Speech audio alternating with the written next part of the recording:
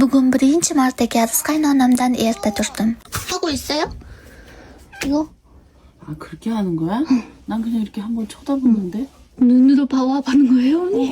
나는 그 손을 대는 건지 몰랐어. 아, 진정해주세요.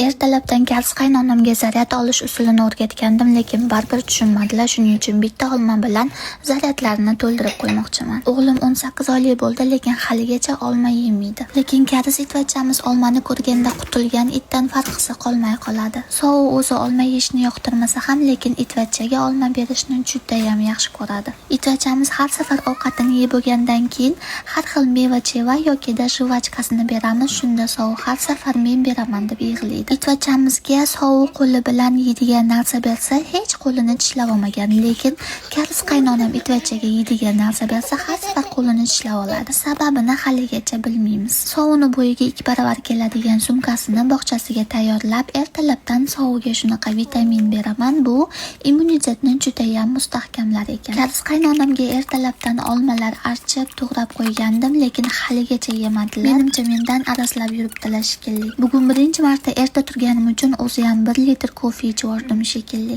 Voy, ana karis qaynonam olmaga qarab kelyapti, lavachat.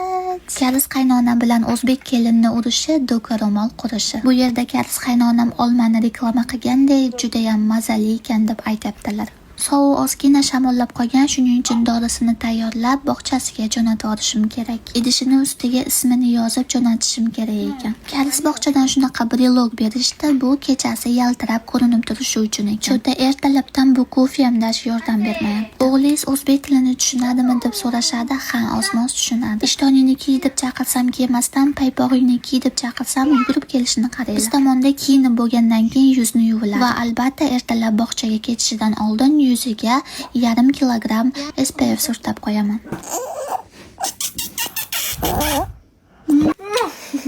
Koreyada bog'chaga dori jo'natayotganingizda oyasiga men shunaqa dori jo'natdim, iltimos obedda yokida ertalab ichtirib qo'ying degan SMS yozorish shart ekan. Agar shunaqa SMS yozmasangiz dorisini ichtirib qo'ymas ekan. Shuna qilib karis qaynonam bilan birga ko'chaga chiqib, ularga xayrlashib, sovuq bilan yugurib bog'chasiga ketmoqchi edik.